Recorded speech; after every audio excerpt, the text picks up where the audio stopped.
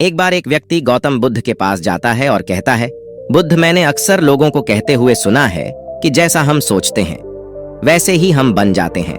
तो मैं आपसे जानना चाहता हूं कि आखिर कैसे हमारा जीवन हमारे विचारों से जुड़ा हुआ है और हमारे विचार किस हद तक हमारे जीवन को प्रभावित करते हैं। बुद्ध ने कहा, यह बात सच है कि इंसान जैसा सोचता है वैसा ही बन जाता है। हम जिस भी विचार को अपने मन में लंबे समय तक रखते हैं और उसके बारे में बार बार सोचते रहते हैं, हम वैसे ही बनते चले जाते हैं। लोग अपने आप को उन विचारों से बनाते हैं जिनके बारे में वो लगातार मन में सोचते रहते हैं। इंसान का चरित्र भी उसके विचार ही बनाते हैं। अगर विचार अच्छे हैं तो चरित्र भी पवित्र होगा और अगर विचार ही दूषित थे तो चरित्र भी बुरा ही बनेगा। अगर तुम ध्यान से देखा तो पाओगे कि तुम्हारे जीवन का हर पहलू तुम्हारे किसी न किसी विचार से जुड़ा हुआ है। तुम आज जो भी हो अपने विचारों की वजह से ही हो। तुम्हारे विचार अच्छे हो या बुरे, यह तुम्हारे जीवन को किसी न किसी रूप में या तो अच्छा बना रहे हैं या बुरा। हम जैसी सोच रखते हैं हमारा चरित्र भी वैसा ही बन जाता है। जिस प्रकार बिना स्वस्थ बीज के कोई पेड़ नहीं उग सकता, उसी प्रकार अच्छे विचारों और अच्छे चरित्र के बिना कोई इंसान सफल नहीं बन सकता। और अगर उसके विचार नकारात्मक है तो वो अपने जीवन को गलत दिशा की ओर मुड़ देगा।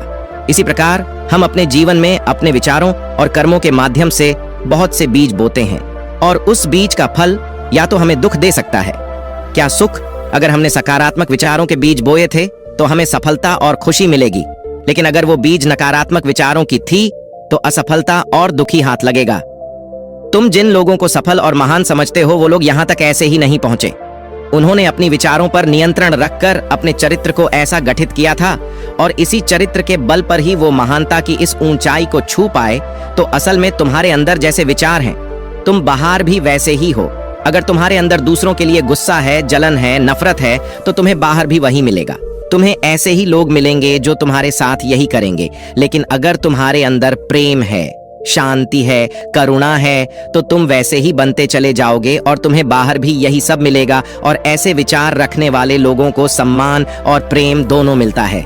असल में इंसान खुद ही अपने जीवन का निर्माता है। वो इसे बना भी सकता है और बिगाड़ भी सकता है। इंसान अपने कर्मों और विचार के द्वारा ही अपने चरित्र को बनाता है, अपने समाज को बनाता है, अपनी किस्मत को बनाता है। व्यक्ति ने कहा, लेकिन बुद्ध, मैं अपनी विचारों के द्वारा खुद को बेहतर कैसे बना सकता हूं? बुद्ध ने कहा, अगर तुम्हें खुद को बेहतर बनाना है तो सबसे पहले अपने अंदर चलने वाले विचारों पर ध्यान देना शुरू करो। तुम्हें ध्यान से देखना होगा कि दिन भर तुम क्या सोच रहे हो। कहीं तो मन ही मन दिन भर लोगों की बुराई और उनके प्रति नफरत तो नहीं पाल रहे हो। बस तुम्हें इस चीज पर ध्यान देना है कि तुम अच्छाई की तरफ जा रहे हो या बुराई की तरफ। जब तुम अच्छे से समझ जाओगे कि तुम्हारे दिमाग में अच्छे विचार चलते हैं या बुरे विचार, तभी जाकर तुम अपने सोने के तरीके में कोई बड़ा सकारात्मक बदलाव ला पाओगे। तुम्हारे अंदर कभी ना खत्म होने वाला खजाना भरा पड़ा है। तुम्हें नहीं पता कि तुम क्या क्या कर सकते हो, कैसी कैसी अद्भुत शक्तियां तुम्हें मिल सकती हैं। तुमने बहुत से महान योद्धाएं और महान लोगों के बारे में सुना होगा। अगर तुम्हें उनकी शक्तियों पर यकीन नहीं है, तब भी तुम्हें इतना तो मानना ही पड़ेगा कि बिना आग के धुआं नहीं उठता। उनमें कुछ ना कुछ तो बात होगी ही जिसकी वजह से उनके बारे में इतना कुछ लिखा और कहा गया है। तो आखिर वो कौन से लोग थे जिन्हें संसार ने महायोद्धा और महान आदर्श के रूप में पूजा? अगर हम थोड़ा गहराई से सोचें तो ये वो लोग थे जिन्होंने अपने अंदर के कभी ना खत्म होने वाले खजाने को पहचान लिया था। वो हर रोज अभ्यास करते गए, खुद को बेहतर बनाते गए, लोगों की मदद करते गए, सबका अच्छा करते गए और वो दुनिया में महान और अमर बन गए हैं।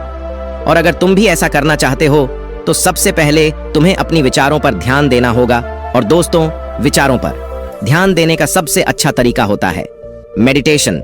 मेडिटेशन क्या है, इसे कैसे और कब करना चाहिए, मेडिटेशन से कैसे हम अपने विचारों को कंट्रोल कर सकते हैं, तो फिर पहले इसे समझो। एक इंसान के दिमाग की तुलना एक बगीचे से की जा सकती है। जिस प्रकार एक बगीचे को साफ सुथरा और सुंदर बनाए रखने के लिए समय समय पर उसमें गिर खरपतवारों को हटाना पड़ता है, रोज पानी देना पड़ता है, पौधे की देखरेख करनी पड़ती है, उसी प्रकार हमें अपने दिमाग को सकारात्मक और सुंदर बनाए रखने के लिए इसकी देखरेख करनी पड़ती है। इसमें से नकारात्मक विचारों को लगातार हटाना पड़ता है और सकारात्मक विचारों को जगह देनी पड़ती है। इसके लिए हमें डर, चिंता, नफरत और जलन जैसी भावनाओं से खुद को दूर रखना पड़ता है और इसके लिए तुम्हें अपने अंदर चल रही विचारों पर लगातार ध्यान देना होगा। किसी भी इंसान के अंदर उठने वाली विचार और उसका चरित्र काफी हद तक उसके आसपास के माहौल और उसकी परिस्थितियों पर निर्भर करती है। लेकिन इसका मतलब ये नहीं कि अगर किसी इंसान की स्थिति खराब है तो उसके विचार भी हमेशा खराब ही होंगे। वो अपने विचारों पर ध्यान देकर वही बदल सकता है, और जैसे ही उसके विचार बदलेंगे, उसका चरित्र और उसके काम करने का तरीका अपने आप बदल जाएगा। बस किसी भी व्यक्ति को धीरे धीरे यह सारी चीज सीखनी पड़ती है। विचारों के काम करने के तरीके को समझना पड़ता है। तुम्हें सबसे पहले यह मानना पड़ेगा कि जो काम सामने वाला व्यक्ति कर सकता है वो तुम भी कर सकते हो। बस तुम्हें इसके लिए बार बार अभ्यास करने की जरूरत है, नई चीज सीखने की जरूरत है। जैसे जैसे तुम्हारी सोच बदलेगी, तुम्हारी परिस्थितियों भी बदलती चली जाएगी। जो भी विचार तुम बीज के रूप में अपने मन मस्तिष्क में डालते चले जाओगे, वो धीरे धीरे तुम्हारे चरित्र में, तुम्हारे कामों में दिखना शुरू हो जाएगा। और एक बार जब वह विचार तुम्हारे अंदर जेड जाम लगा तो तुम्हें सफल होने से कोई नहीं रोक सकता। लेकिन अगर वो बीज यानी विचार नकारात्मक है तो फिर तुम्हें असफल होने से भी कोई नहीं बचा सकता। इसीलिए अपने विचारों के प्रति बहुत ज्यादा जागरूक होने की जरूरत है कि तुम कैसे विचार अपने अंदर डाल रहे हो। एक बात हमेशा याद रखना, हमें वो नहीं मिलता जो हम चाहते हैं, बल्कि हमें वो मिलता है जो हम हैं, और हम अपने विचार हैं। इसीलिए इच्छा करना और उस शिक्षा के बारे में लगातार अच्छा सोचते रहना, वह उसे पूरा करने का प्रयास करना, दो बिल्कुल अलग अलग चीज हैं। क्योंकि इच्छा तो हर व्यक्ति करता है, लेकिन उस शिक्षा के बारे में लगातार सकारात्मक सोचना और उसे पाने के लिए कड़ी मेहनत करना, ये बहुत ही कम लोग कर पाते हैं। इसीलिए अगर तुम्हें अपनी परिस्थितियां बदलना है तो तुम्हें पहले खुद को बदलना होगा।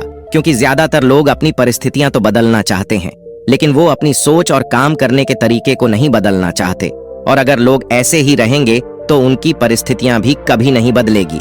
व्यक्ति ने कहा, लेकिन गुरुदेव, हमारे विचारों का हमारे शरीर पर क्या प्रभाव पड़ता है? गुरु ने कहा, हमारा शरीर हमारे मन का गुलाम होता है। हम जो भी सोचते हैं उसका सबसे पहला असर हमारे शरीर पर ही पड़ता है। तुमने देखा होगा कि जो लोग बहुत ज्यादा चिंता करते हैं, डरते हैं, वो जल्दी बीमार पड़ जाते हैं। इसके साथ ही जो लोग दूसरों के प्रति जलन रखते हैं और हमेशा नकारात्मक सोचते रहते हैं, वो भी बहुत ही जल्द मानसिक और शारीरिक बीमारी की चपेट में आ जाते हैं। और अगर तुम ऐसे विचार रखोगे तो तुम्हारे साथ भी ऐसा ही होगा। इसके विपरीत जो लोग हमेशा खुश रहते हैं, दूसरों को अच्छा सोचते हैं, हमेशा स्वस्थ रहने का विचार रखते हैं, तो उनकी ऊर्जा भी वैसे ही बन जाती है। और इस ऊर्जा का सर्वात्मक प्रभाव सबसे पहले उनके शरीर पर ही पड़ता है। क्योंकि जिस व्यक्ति का दिमाग शांत है, उस व्यक्ति के शरीर की आधी बीमारी अपने आप ही खत्म हो जाती है। हम स्वस्थ रहेंगे, यह हमारे आसपास के माहौल और परिस्थितियों के अलावा हमारे विचारों पर भी निर्भर करता है। एक कमजोर और बीमार विचार हमारे शरीर को भी कमजोर और बीमार बनाता है। तुमने अपने आसपास ही देखा होगा कि जो लोग बीमार होने से सबसे ज्यादा डरते हैं, वही लोग सबसे ज्यादा बीमार पड़ते हैं। इस डर ने लाखों लोगों की जान ले ली है।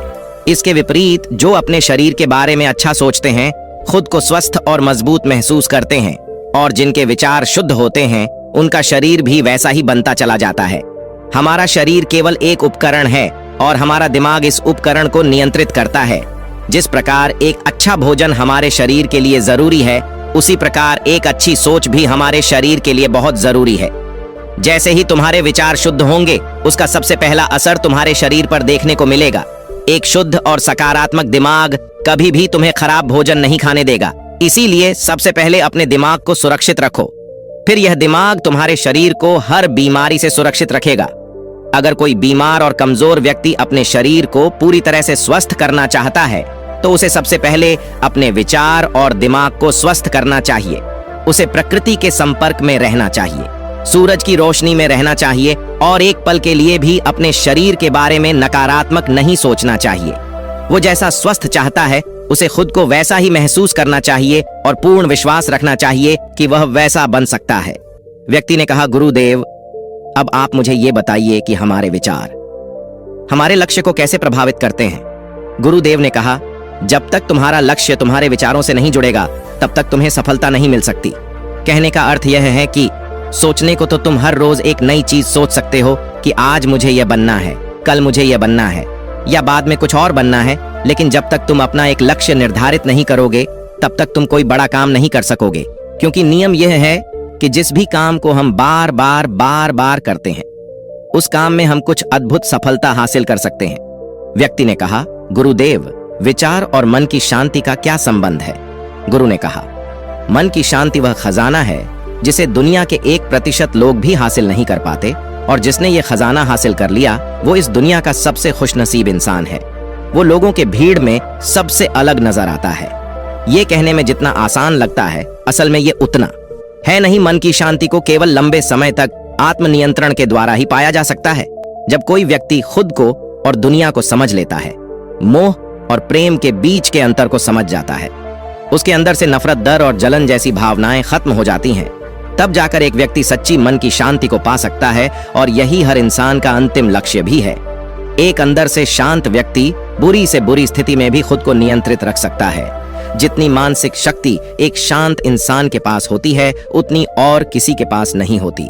शांति इंसान का मतलब एक ऐसे व्यक्ति से है जिसका मन पूरी तरह से शांत हो चुका है, क्योंकि जैसे ही तुम्हारा मन शांत हो जाएगा, तुम्हारे सभी विचार शांत हो जाएंगे और तब तुम महसूस कर पाओगे कि असल में तुम्हारा दिमाग कितना शक्तिशाली है। जैसे ही तुम्हें मन की शांति मिलेगी, तुम्हें यह अनुभव होगा कि तुम्हारी मानसिक शक्ति इतनी बढ़ चुकी है कि अब तुम्हारे लिए हर काम आसान हो चुका है। तुम जहां भी होंगे, जैसे भी परिस्थिति में रहोगे, खुद को स्वीकार करने लगोगे, हमेशा खुश रहने लगोगे। और अगर तुम्हें इस स्थिति को पाना है तो इसकी शुरुआत भी तुम्हें अपनी विचारों से ही करनी पड़ेगी। अपने विचारों को नियंत्रित करके और अपने विचारों पर यह नियंत्रण तुम हासिल कर सकते हो सिर्फ और सिर्फ ज्ञान के माध्यम से। इतना कहने के बाद बुद्धवान होकर ध्यानस्थ हो गए और वह व्यक्ति भी उनको प्रणाम कर वहां से चला गया। तो दोस्तों, अगर कहानी अच्छी लगी हो तो चैनल को जरूर सब्सक्राइब करें, वीडियो को लाइक करें और कमेंट एवं शेयर जरूर करें। तो चलिए फिर मिलते हैं अगली वीडियो में। तब तक के लिए धन्यवाद और नमो बुद्धाय।